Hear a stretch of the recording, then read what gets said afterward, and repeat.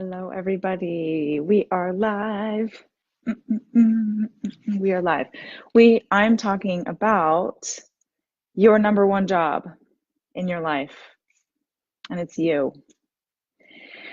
I am reading a book called The Knight in Rusty Armor. It's very short. I'm probably going to buy 40 copies and hand them out. So it's called The Knight in Rusty Armor. And it's funny and it's so insightful. It's simple, it's short, and it wraps up a lot of yogic psychology, yogic philosophy, psychology, psychotherapy, all so many theories and deep truths are in this. And I wanted to share some of it with you and remind you what our job is in our life and what our work is in our life. So the story is about a knight who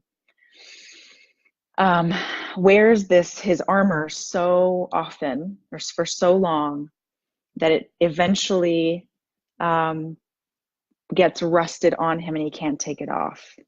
And it's a metaphor, of course, for the blocks the defenses that we put up, usually when we're children or through painful experiences in our life, the blocks, the armor that we put around ourselves that don't allow others in, and that keep us protected but keep us very numb as well. So he has to go on this journey through the kingdom to find truth, to get this armor off that's rusted off. Okay, so when we're thinking about what our job is in our life, it's our relationship with ourselves and the fact that we can only love others to the extent to which we've experienced and know ourselves. So it's not so much about, we can only love ourselves love others as much as we love ourselves. I think that's true, but it's mostly like we can only love others to the degree and to the depth that we know ourselves, that we understand ourselves and understand what our armor is and what our blocks are. So he had shut his wife Juliet out for years, and she was finally said, like, you know what, you're going on all your nightly crusades and you're obsessed with them to the point that I don't feel like I have a husband anymore. So you might as well see your way out, right? If you can't get this armor off. So again, I'm talking about the knight in rusty armor and how that relates to our inner work. And if you're coming on, let me know where you're from and what you see your work as. Yeah, it's a big question. So something that he says is that he had never really heard his wife, Juliet, when she was sad or when she tried to tell him how she felt, it says, nor had he heard Juliet when she tried to tell him how she felt, especially when she was sad, because it reminded the knight that he was sad too. So the knight in rusty armor finds that he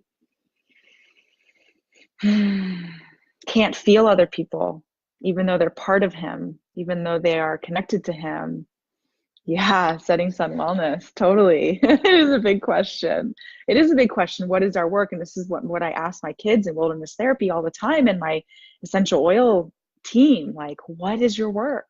How can you show up for your work every day? How can you show up for your life? And so this is just a great example. And this book, I highly recommend this book. It's funny and it's short and it's easy, but it's so deep. And so, he's realized that he didn't want to feel her pain because that would remind him of his. And when we are really in touch with our own sadness and anger and grief, like, it doesn't feel so scary to be in contact with other people's. So that's my reminder to you. And we can get more into this in later days. I'm going to be coming on live more often, talking about all sorts of things, oils, emotions, ultimately freedom. How do we find freedom in our lives? And this is a big part of it. And so if we think about ourselves as knights in rusty armor, how have we constructed defenses and ways of keeping people out? And by that, I mean, not a lack of boundaries. I'm not saying don't have boundaries, but how have we kept people out emotionally? How have we kept ourselves separate from the emotional experience of others? Hi, Brian. Good to see you, my friend. Um, how have we kept ourselves out of that, right? Yeah. So that's our work, and finding freedom from that is literally taking our armor off. Yeah, taking, noticing, realizing what is our armor and how do we keep ourselves separate from others. Um, so I highly recommend that book, and would love to know what is the barrier for you? What keeps you separate from others?